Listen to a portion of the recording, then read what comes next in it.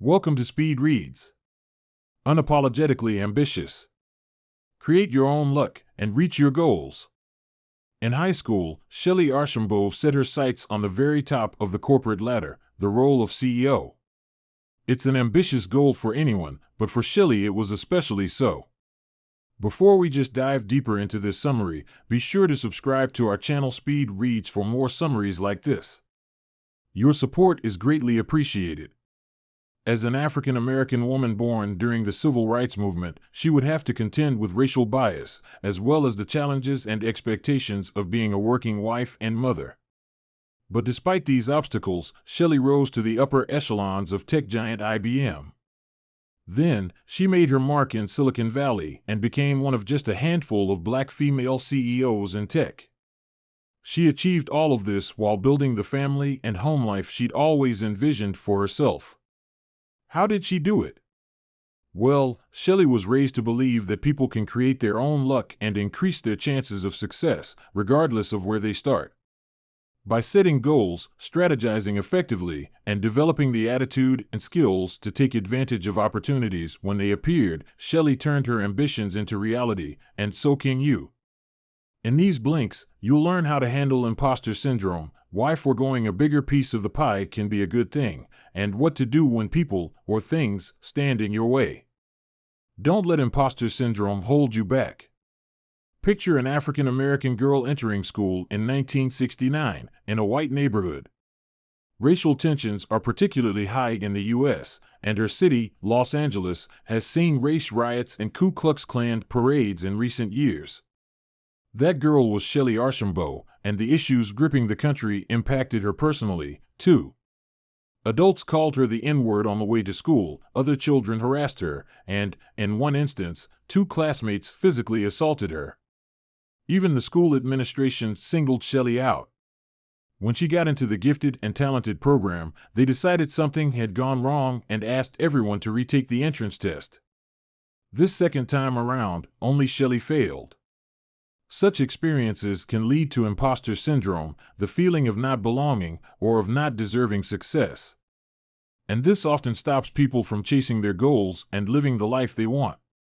The key message here is, don't let imposter syndrome hold you back. Anyone, no matter how smart or ambitious, can fall victim to imposter syndrome. Shelley felt it many times throughout her life.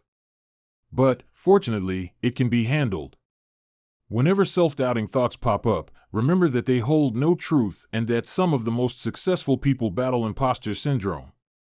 It also helps to act confidently, regardless of how you feel. This is a trick Shelley still uses, even after becoming a Silicon Valley CEO. When she feels intimidated, she feigns confidence and repeats the mantra, act like you know what you are doing, listen hard, and, eventually, you will know what you are doing. Even if you have to fake confidence until it feels real, there will be people who believe in you and advocate for you. Shelley calls these your cheerleaders. And when combating imposter syndrome, it's important to check in with your cheerleaders and believe them when they recognize your worth. When Shelley felt like an outsider in her neighborhood and school, she found cheerleaders who helped restore her confidence. One such person was a math teacher, Mrs. Mizrahi. Noticing that Shelley had a talent for math and a competitive nature, Mrs. Mizrahi encouraged her to help other students with their assignments. This nudge gave Shelley the recognition she needed to boost her self-esteem. To identify your cheerleaders, think of those who always encourage you. Ask a good friend to highlight your worth and abilities whenever necessary. This will help you believe in yourself, even when it feels as though the world around you doesn't. Decide on your goals and create a strategy to achieve them. You know that proverbial pie everyone talks about? Well, people usually want a bigger piece of it, right? So when her mother got the smallest piece of real pie during family meals, young Shelley naturally thought it was unfair. After all, her mother took care of the family budget and ensured that everyone's needs were met. Plus, she baked the pie in question. But from Shelley's mother's perspective, she wasn't actually sacrificing a bigger piece of pie. She had other goals on her mind. The key message here is, decide on your goals and create a strategy to achieve them. This pie issue taught Shelley the importance of setting goals and remaining singularly focused on them. Her mother's goal was to eventually own a horse, and with that as her priority, a larger portion of pie simply didn't matter. What did matter was the money she saved by sewing the family's clothes and cooking from scratch. Part of this money later paid for her very own thoroughbred. Shelley got a chance to set a goal of her own when it was time to select a career path. Initially, she wasn't sure what to pursue, but after some prompting from a guidance counselor, Shelley shared how much she enjoyed organizing and leading clubs and activities. During this pivotal conversation, the guidance counselor suggested that Shelley might enjoy running a business. And so she decided to become a chief executive officer, or CEO. However, settling on a goal wasn't enough. Just like her mother had devised a plan to save money for the horse, Shelley also needed to plan her way to that CEO position. The first part of the plan was choosing a college to attend. Knowing that there were very few black women among the world's CEOs, Shelley understood that she needed every possible advantage. She therefore settled for no less than the Wharton School of the University of Pennsylvania, the top-ranked business school in America at the time. But before heading to campus, Shelley made one more strategic move. She got a summer temp job as a secretary at her father's workplace, the IBM Field Engineering Headquarters. Here, she took advantage of the opportunity to speak with many of the employees and executives around her. Shelley received invaluable advice through these conversations, such as the importance of choosing a growing field where opportunities are plenty. This inspired Shelley to go into the expanding tech industry, where her career really started to take off. Be as strategic about choosing a life partner as you are about your goals.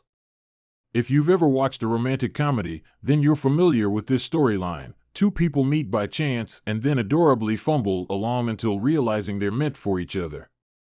But this doesn't only happen in the movies. Many people also find their partners this way off-screen. For Shelley, however, the process was slightly different. There was no fumbling along when she met her husband, Scotty, in her junior year of college. She knew she wanted to marry young, and that she needed to find someone who would support her goals. Increasing the odds of this called for a very deliberate approach to dating.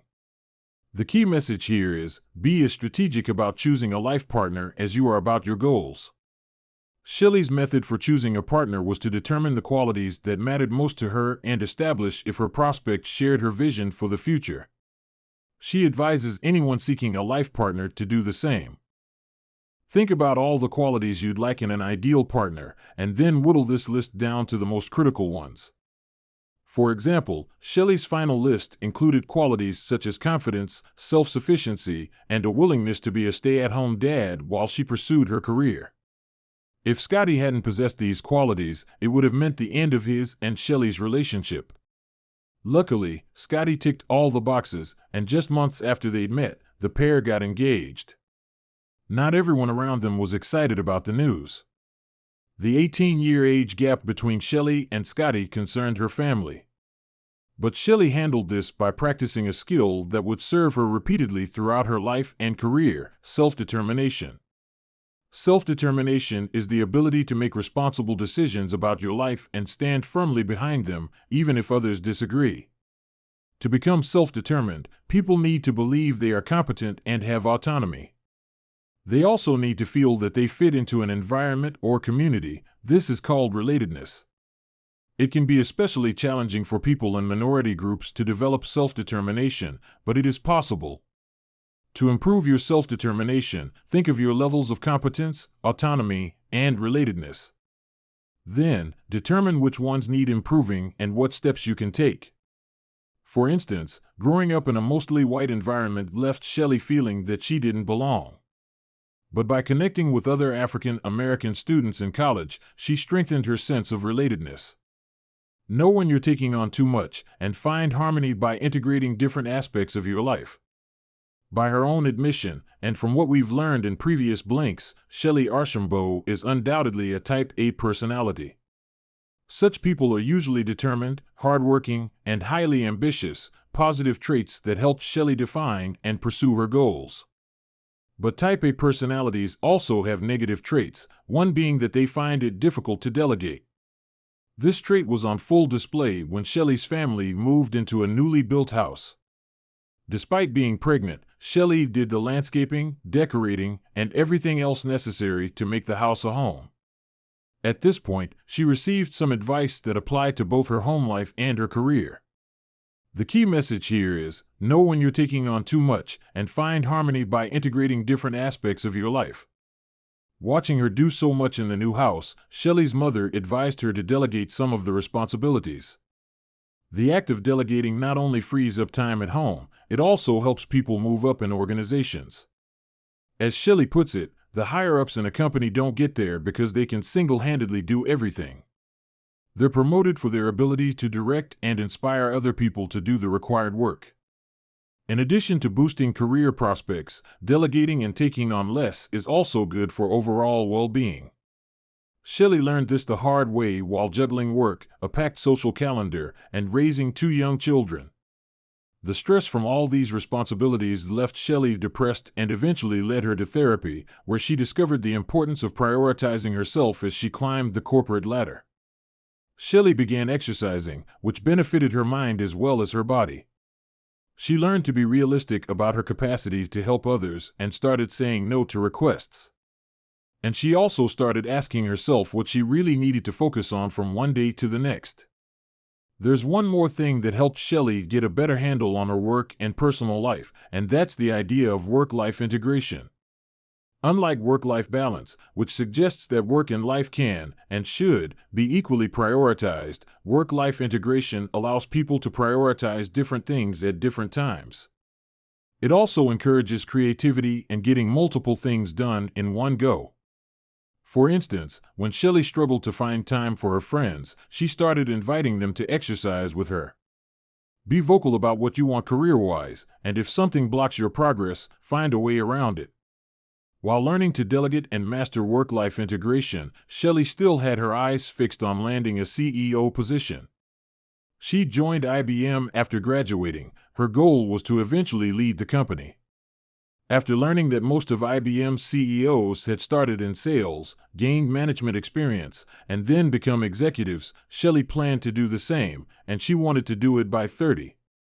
But as that age approached, her boss repeatedly insisted there weren't any management opportunities. This called for action. Shelley lined up some interviews and was soon offered a marketing manager position elsewhere. So in order to keep Shelley, a top performer, her manager quickly arranged the promotion she'd wanted. The key message here is, be vocal about what you want career-wise, and if something blocks your progress, find a way around it. By going out to find an opportunity instead of waiting for someone to hand her one, Shelley was steering her career in the direction she wanted. Another tactic she used at various points in her professional journey was making absolutely everyone aware of her goals and intentions. You never know who has the power or connections to make things happen. By broadcasting your intentions, you up the chances of finding opportunities. And you also ensure that you're not held back because information isn't passed on. Shelley experienced this when it was time for the next step in her plan, becoming a branch manager. Despite sharing these ambitions with her direct manager, she wasn't getting promoted. So Shelley spoke to the manager above hers. The conversation revealed that there were relevant positions outside her area, but no one had communicated the fact that she was willing to relocate. When the manager learned this, Shelley got her promotion. A few years after becoming a branch manager, Shelley reached the executive level at IBM, but she never advanced further. However, she did learn another vital lesson in career management: if something blocks your way, go around it. Shelley began noticing that she wasn't getting her fair dues at IBM. For instance, even though she was a high performer, when IBM's CEO met with executives in Shelley's region, she wasn't invited. Even worse, she earned less than her colleagues. All this indicated that Shelley would never become CEO at IBM, and so she resigned and looked for a different company at which to pursue that goal. To increase your opportunities, stay flexible and be willing to take a few risks. Shelley's decision to move around obstacles led her to Silicon Valley in the late 1990s. Tech was emerging as the next big thing, and everyone wanted in. Initially, her experience made finding a new role easy. She joined an internet service provider before later moving to a website company where she became an executive vice president. Things were going well until the stock market crashed. The website company shrank drastically, forcing Shelley to seek new opportunities. She felt ready to finally become a CEO, but the crash meant that Silicon Valley was full of people looking for work. Plus, as an African-American woman, Shelley didn't look like your typical tech CEO. But this didn't mean she didn't stand a chance. The key message here is to increase your opportunities, stay flexible, and be willing to take a few risks. Moving towards success often requires some flexibility. For Shelley, this meant adjusting what she was looking for. Through research and conversations with people who'd been in Silicon Valley longer, Shelley gathered that she wouldn't get hired as CEO at a top-ranking company. There were simply too many other candidates with more industry experience.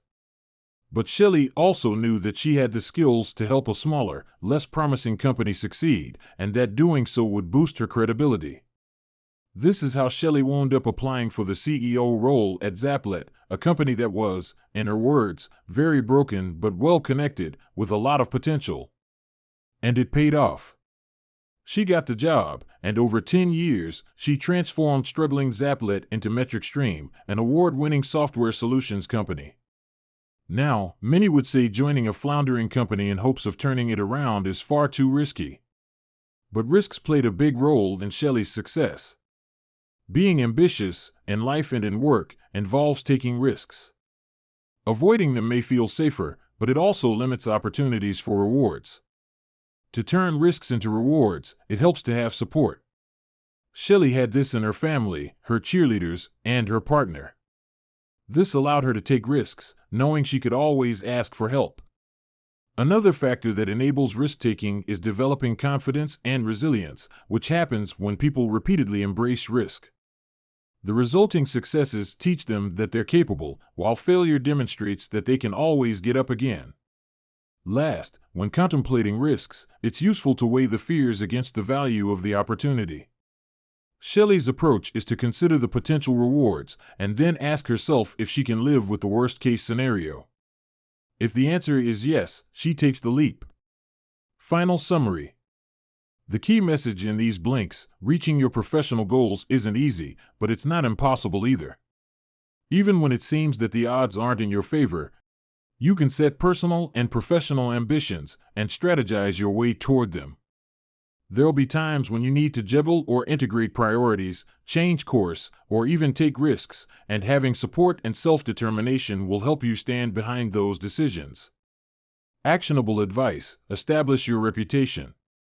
While a good degree from a recognized college certainly helps a career, at some point it takes second place behind the reputations people build for themselves. So, once you're in the workforce, find training and education opportunities to improve your skills, and focus on making sure that the quality of your work makes you stand out. Thanks for listening. See you in the next summary.